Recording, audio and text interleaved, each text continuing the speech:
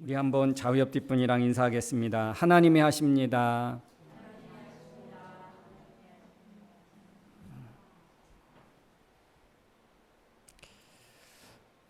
여러분, 교회의 역할이 있습니다. 교회는 어떤 역할이 있을까요? 교회가 해야 되는 가장 중요한 일은 무엇일까요? 선교도 있고 구제도 있고 봉사도 있고 여러 가지가 있겠지만 그 여러 가지 일 중에서 가장 중요한 것은 예배입니다. 예배. 교회에서 예배가 뒤로 우선이 아니고 차선이 된다면 그 교회는 힘을 잃은 교회고 생명력을 잃은 교회인 줄로 믿습니다. 앞으로 미래의 교회의 모습이 있다면 가장 중요한 것, 교회의 본질, 이 예배를 예배되게 하는 것, 예배를 사랑하는 것, 예배가 가장 우선되는 것, 이것이 바로 우리 교회가 나아가야 할 교회의 모습이고 미래 교회의 모습일 줄로 믿습니다. 제2의 제3의 코로나가 닥친다 할지라도 그때에도 교회의 우선순위는 예배입니다. 우리가 한때 온라인으로 또 그렇게 비대면으로 예배한 적이 있었지만 이거는 정말 특별한 상황일 때 한번 저는 생애에 처음 있었던 일이에요. 아마 여러분도 그러겠지만 앞으로 혹시 그런 일이 있다 할지라도 예배는 우리의 희생이 있어야 합니다. 구약에요 보니까 이스라엘 백성들을 출애굽해서 가나안 땅으로 인도하시잖아요. 그럴 때 하나님이 무엇을 그들에게 하길 원하셨냐면 희생 드리기를, 그 제사를 희생이라고 했습니다. 제사는 오늘날로 말하면 무엇입니까? 예배죠. 예배에는요 우리의 희생이 있어야 합니다. 왜 희생이 있어야 합니까? 희생이 무엇입니까? 우리가 왜 제사와 예배에 희생이 있어야 합니까? 뭐 때문에? 제사하면 뭘 잡아요?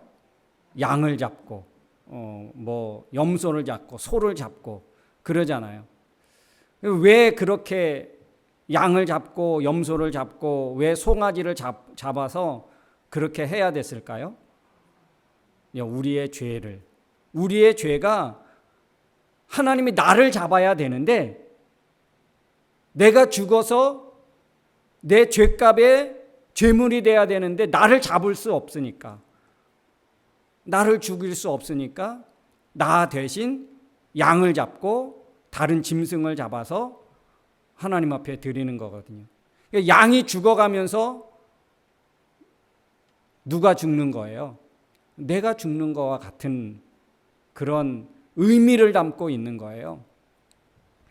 예배는 그래서 우리의 희생이 있어야 되는 거거든요.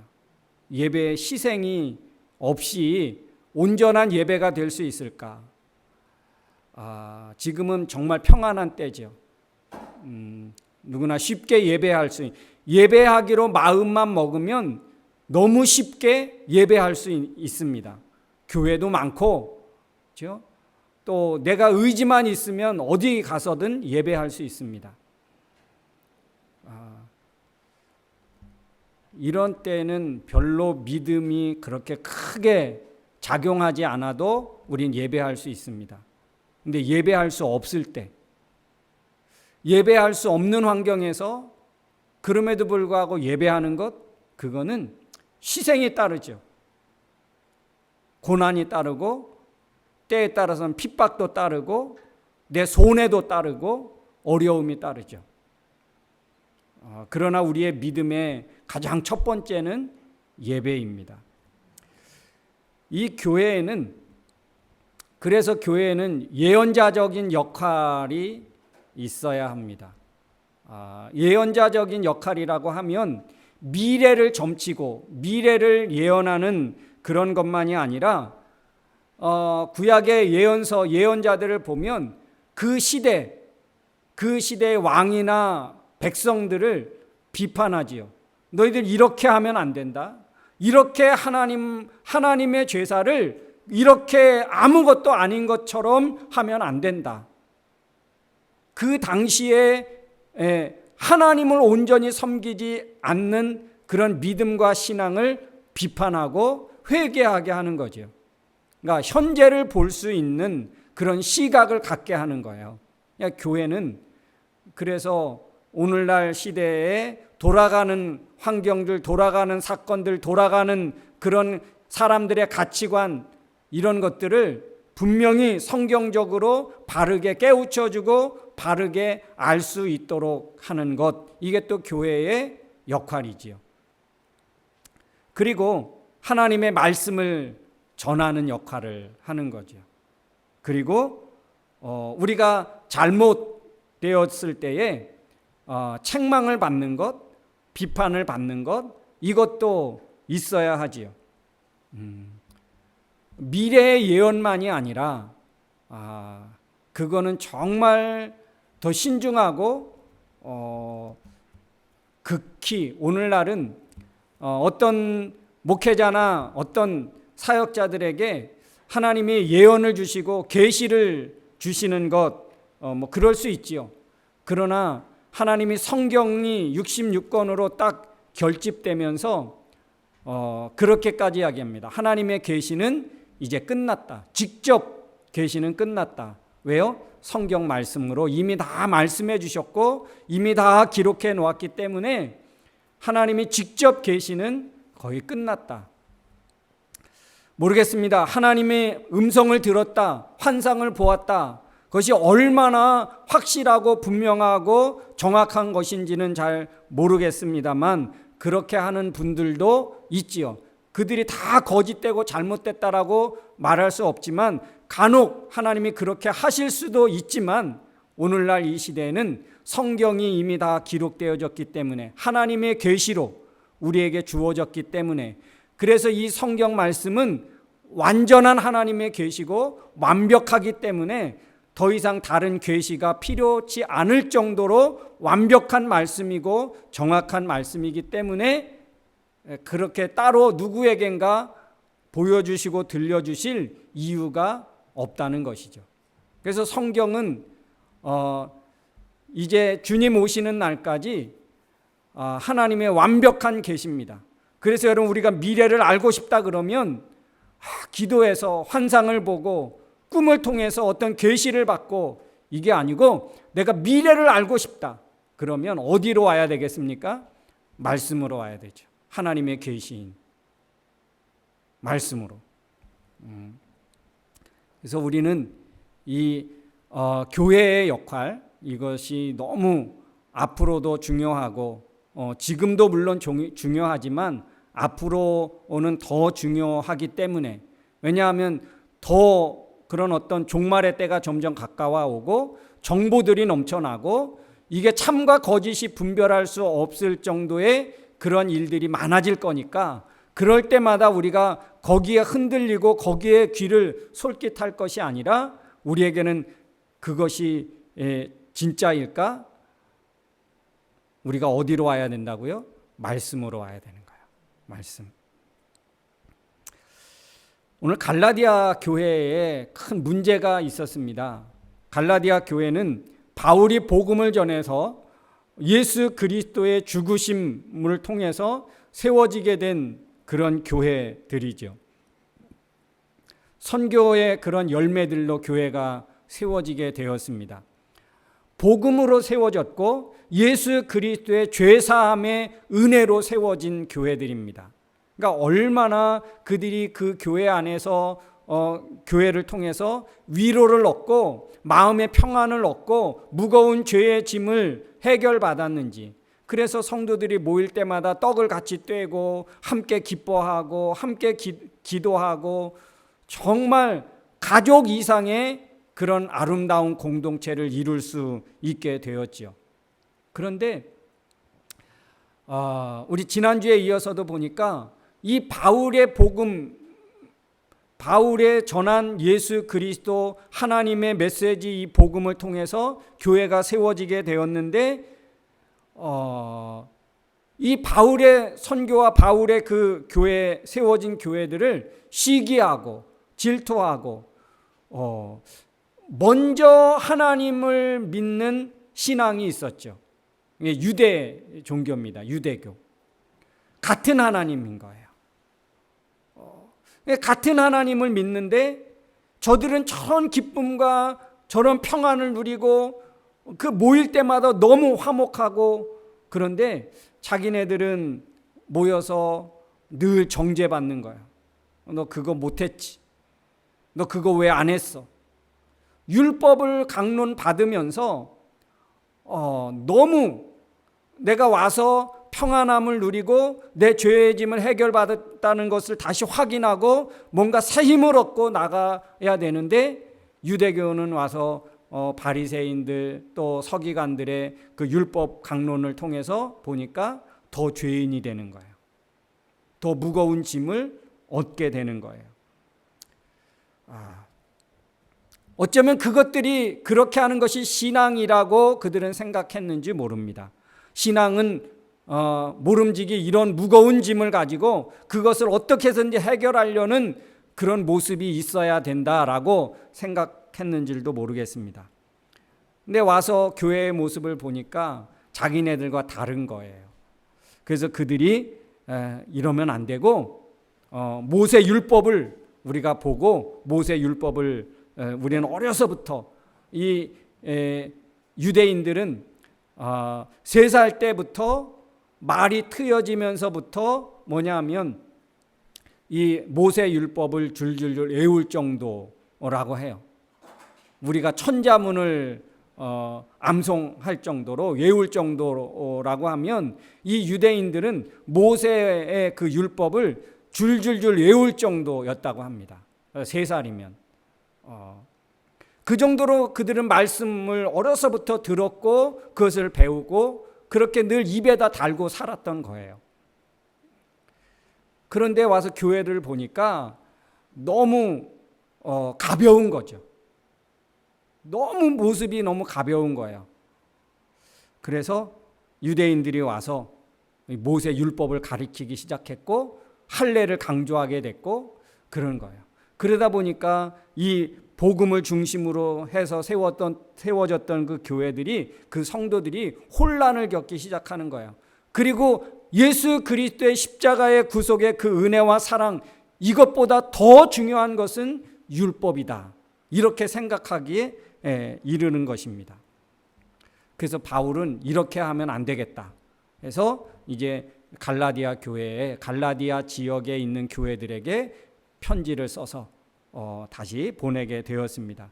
그 갈라디아 교회의 모습들이 어떻게 됐냐면, 그리스도의 은혜로 너희를 부르신 이를 이같이 속히 떠나 다른 복음 따르는 것을 내가 이상하게 생각한다. 그러니까 그리스도의 은혜로 부름받은 거예요. 우리가 어떻게 구원받았습니까? 어떻게 주님의 자녀가 됐습니까? 그리스도의 은혜로, 그리스도의 은혜로 하나님이 우리를 주님의 자녀 삼아 주셨고 우리를 성도 되게 해 주셨습니다.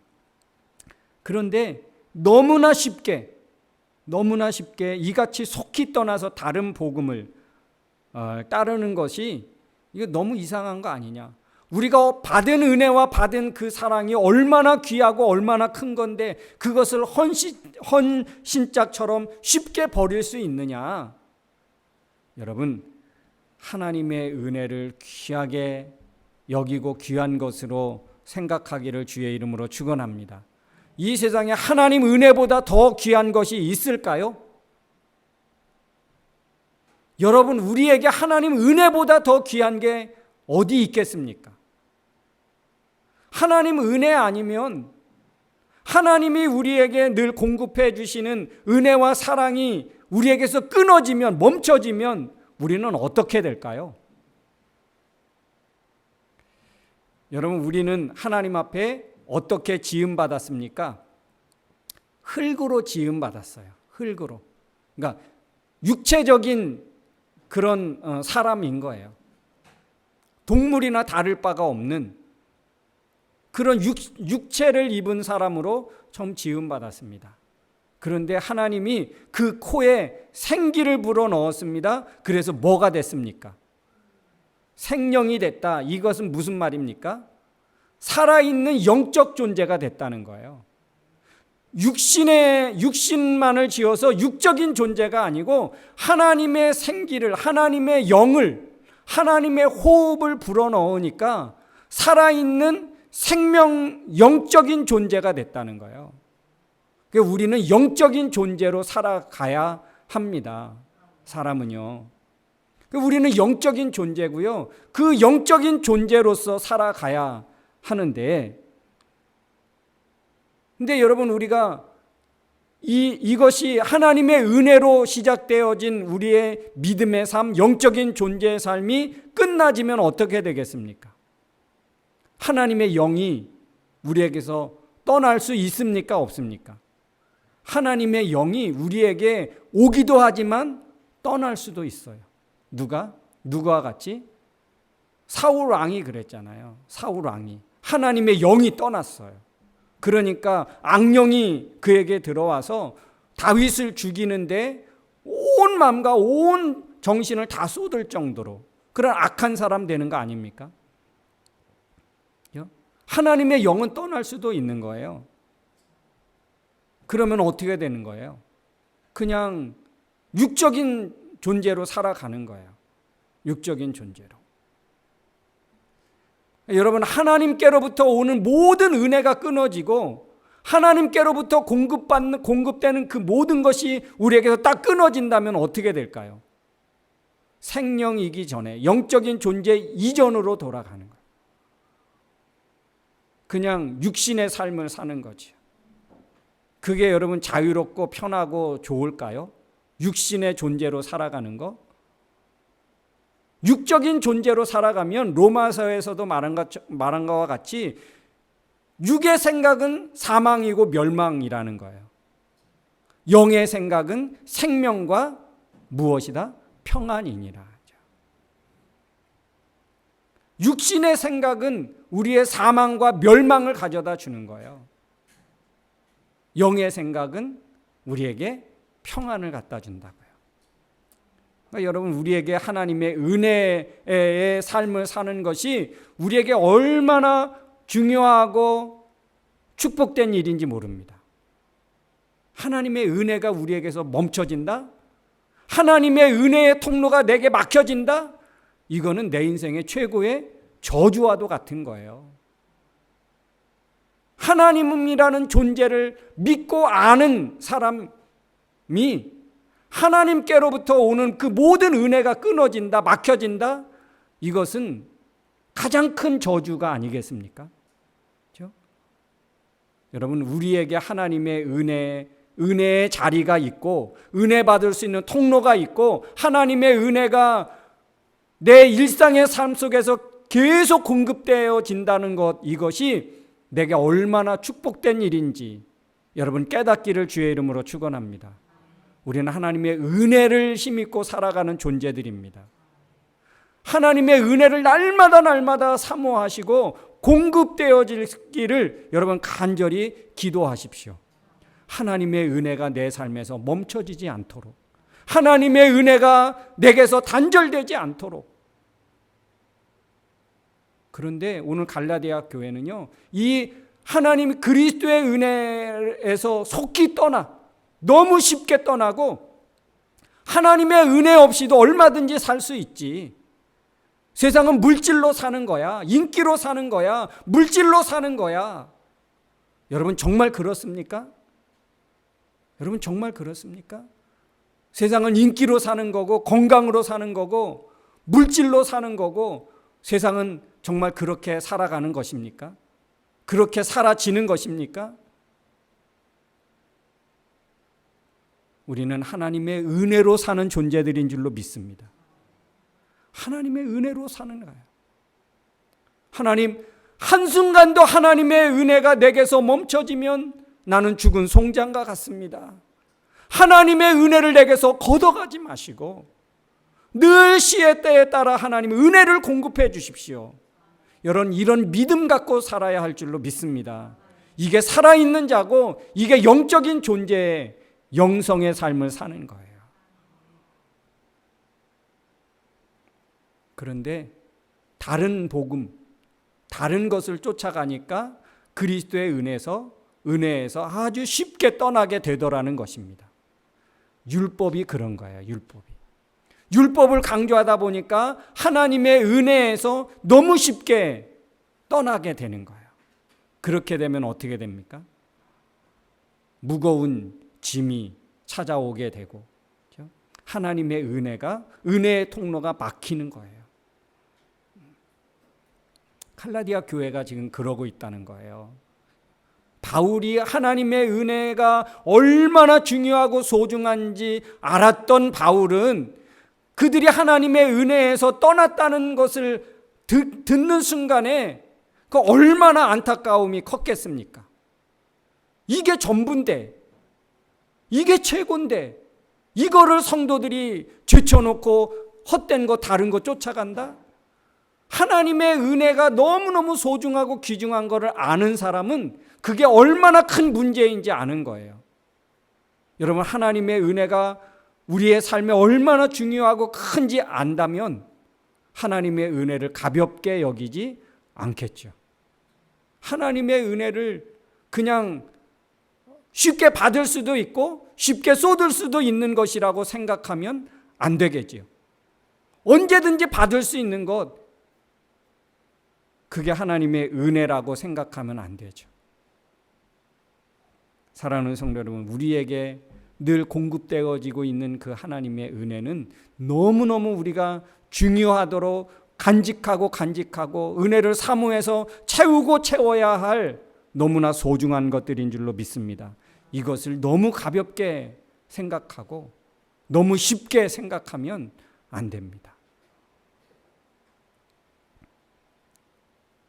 하나님의 은혜가 끊어지는 순간 우리에게는 멸망의 길이고 절망의 길만 있을 것입니다. 우리가 부름받아 주의 자녀가 되고 제자가 되고 성도가 된 것, 이것이야말로 값진 것 아닙니까? 그래서 그 안에 머무르려고 우리가 얼마나 몸부림쳐야 되느냐는 거예요. 시간을 내고 하나님 앞에 우리의 시간을 드리고, 그게 예배인 거예요. 여러분, 우리를 왜 불러주셨습니까? 그리스도의 은혜로 너희를 부르신 이를, 하나님이 왜 우리를 그리스도의 은혜를 부어주시면서 예수님을 십자가에 못 박으면서까지 우리를 불러주셨을까요? 그 부르신 이유가 무엇입니까? 영원한 생명을 주시려고. 그렇죠? 영원한 생명을 주시려고. 영원한 생명은 복음이신 예수 그리스도를 통해서만 우리에게 있을 수 있는 것이고 주실 수 있는 것입니다. 예수 그리스도를 대신할 수 있는 것, 이 세상에 아무것도 없습니다. 그래서 바울은 예수 그리스도를 위해서, 그분을 기쁘게 하기 위해서 그는 살았고 복음을 전하고 예수 그리스도의 그 은혜를 알게 하는 일에 자기의 전 생애를 맡겼던 사람입니다. 그래서 바울은 그랬어요. 내가 사람을 기쁘게 하랴 하나님을 기쁘게 하랴. 내가 사람을 기쁘게 했다면 내가 그리스도의 종이 아니야. 하나님의 종이라고 할 수 없어. 하나님의 사도라고 할 수 없어. 왜 그랬을까요? 복음 외에 다른 것을 바울은 중요하게 생각하지 않았기 때문에 그랬습니다. 성도와 교회의 중심은 무엇이 되어야 할까요? 예수 그리스도 아닙니까? 교회의 중심, 성도의 삶의 중심, 무엇이 되어야 합니까? 예수 그리스도입니다. 그런데 우리가 믿음을 갖고 신앙생활을 한다고 하면서 어떻습니까? 내 생각의 중심에, 내 생활 방식의 중심에, 내 선택과 결정하는데 그 중심의 배후에 무엇이 있습니까? 예수님 때문에 그것을 선택합니까? 예수님 때문에 내 생활 방식이 달라집니까? 내가 결정하는데 예수님의 어떤 그 말씀의 영향을 따라서 내가 그것을 선택하고 내가 결정하게 되어집니까? 내가 선택하고 결정하는 가장 중요한 이유가 무엇입니까? 예수님 때문에? 정말 그런가요?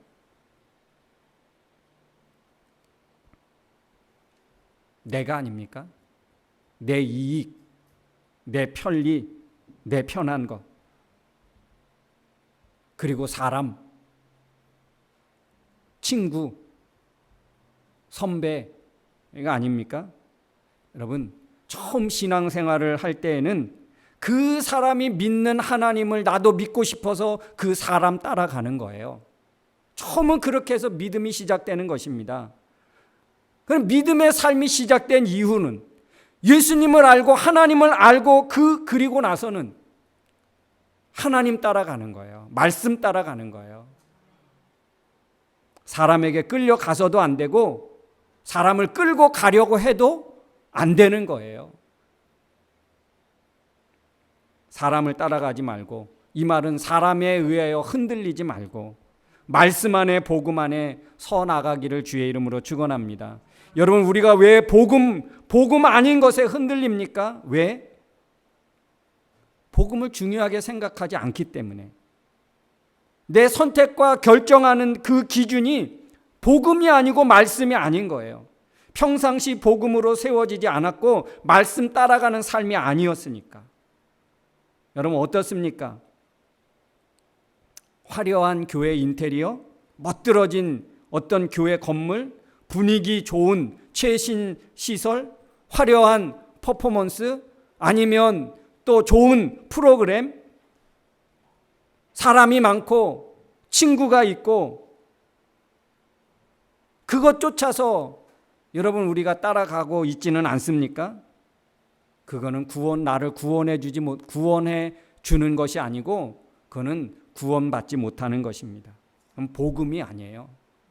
그런데 대부분 많은 성도들이 복음을 따라가고 하나님 말씀을 따라가는 것보다는 복음 아닌 것을 먼저 보고 복음 아닌 것을 따라가고 복음 아닌 것을 보고 선택하고 결정하는 거 아닙니까? 복음에는 관심이 없어요. 하나님 말씀에는 관심이 없습니다. 오늘 이 시대예요.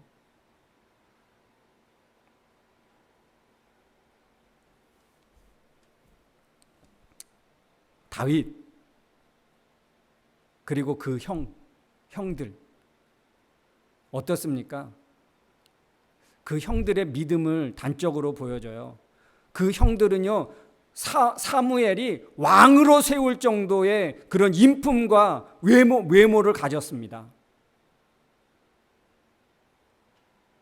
근데 외모를 보면 안 된다는 것을 결정적으로 보여주는 게 어디냐면, 형들이 전쟁터에 나서 골리앗과 전쟁터에 그 맞닥뜨렸을 때예요. 그 형들이 뭐라 그럽니까? 너 조그만 게 여기가 어디라고 오냐? 응? 너 지금 여기가 어떤 자리인 줄 알아? 너 죽을 수도 있어. 빨리 가. 이게 형들의 마음이었어요. 그런데 여러분, 다윗은 어땠는지 아십니까? 물론 어렸지요. 형들에 비하면 키도 작았지요. 광야에서 양을 치는 볼품없는 사람이었죠. 칼 하나 잡아보지 않았습니다. 활 한 번 쏘아본 사람이 아니에요. 그런데 어떻습니까? 골리앗을 향하여 나갈 때 너는 칼과 단창을 가지고 내게 나오거니와 나는 살아계신 만군의 하나님 여호와의 이름을 걸고 난 나간다. 그게 여러분 다윗의 믿음이었고 다윗의 그 마음 안에 있었던 것입니다. 그가 전쟁터로 나가는 기준이 어디에 있었습니까? 하나님과 하나님의 군대를 무시하는 저 짐승 같은 놈을 나는 가만두고 듣고 있지 못하겠다. 내가 나가겠다고.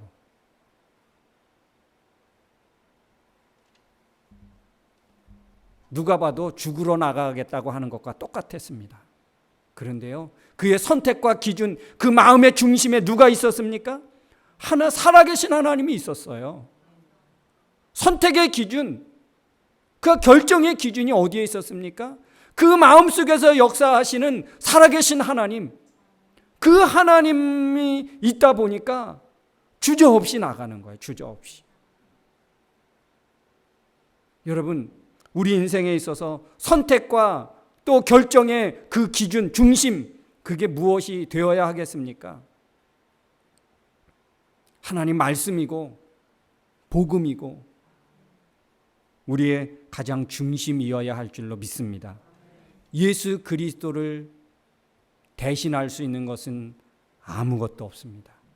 내게 은혜를 공급하시고 영원한 삶을 공급해 주시는 예수 그리스도를 대신할 수 있는 것은 이 세상에 아무것도 없습니다. 멋들어진 건물, 화려한 그런 퍼포먼스, 또 정말 많은 각 세대별로 일어나고 있는 다양한 프로그램, 그런 것들이 여러분 구원할 수 있습니까? 정말?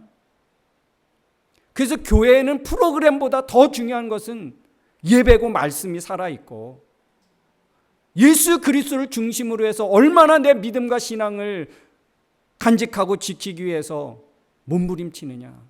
여러분, 그것이 교회의 생명이어야 하지 않습니까? 뭔가 새로운 것을 개발해서 그것을 가지고 막 그게 여러분 우리를 구원해 주는 것입니까? 다양한 화려한 프로그램, 그는 우리를 구원할 수 없습니다. 그리스도를 대신할 수 있는 것, 이 세상에 어떤 것도 없습니다. 필사적으로 예수 그리스도의 생명의 복음을 붙잡을 수 있기를 주님의 이름으로 축원합니다. 우리 시간 한번 같이 기도하기를 원합니다. 사랑하는 성도 여러분, 우리 인생의 주인이 누구입니까? 우리 교회의 주인이 누구입니까? 내가 선택하고 결정해야 될 가장 중요한 이유가 무엇입니까? 복음을 대신할 것은 없습니다. 예수 그리스도를 대신할 수 있는 건 이 세상에 아무것도 없습니다. 예수를 잃으면, 복음을 떠나면 우리는 끝장나는 인생입니다. 소망이 없는 인생입니다. 내 생각의 중심, 내 생활 방식의 중심, 내 선택과 결정의 중심, 오직 예수 그리스도입니다. 예수님 때문에, 말씀 때문에 내가 그것을 선택하고 그것에 순종하고 그것을 결정하고 내 생각이, 내 생활 방식이 이렇게 달라져야 한다는 것입니다. 예수 그리스도를 대신할 수 있는 것 아무것도 없습니다. 오늘 시간 말씀을 생각하면서 우리 같이 기도하겠습니다. 하나님 아버지, 은혜를 감사드립니다. 오늘도 사랑하는 귀한 우리 성도들과 함께 갈라디아서를 통해서 우리에 대해 하나님의 복음이 얼마나 중요한지, 내 인생의, 내 생활 방식에, 내 모든 선택과 결정에 하나님 예수 그리스도의 복음이, 하나님의 말씀이 얼마나 중요한지 아버지 하나님 듣게 하시고 알게 하시고 깨닫게 하시니 참으로 감사합니다.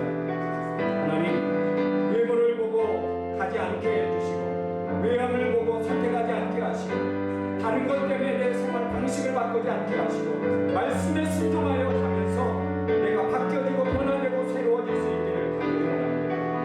하나님, 내 자신을 되돌아볼 수 있는 겸손한 말씀 앞에 바로 서는 사랑하는 주의 백성들 주여 되게 하여 주옵소서. 말씀을 떠나서는, 하나님의 은혜를 떠나서는 내가 아무것도 아니라는 것을 알게 하여 주옵소서.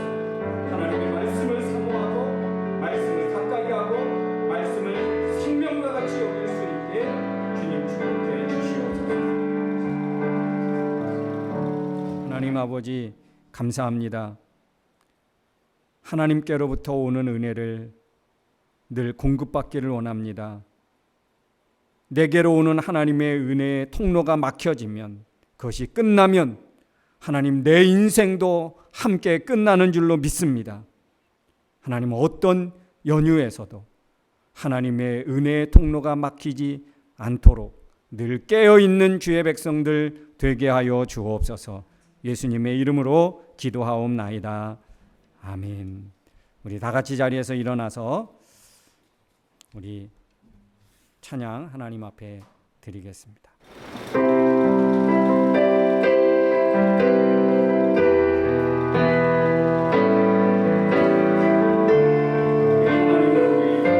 축복하시고 응원한다고 생각하며 우리 찬양하겠습니다.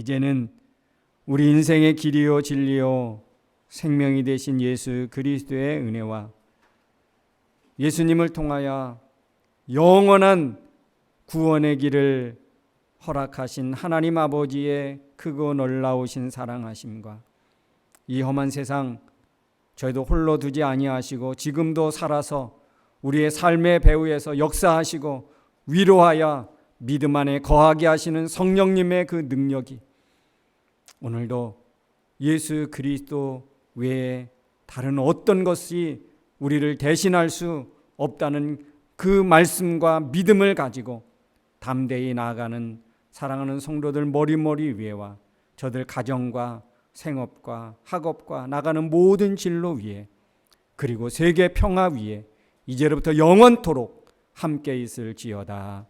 아멘.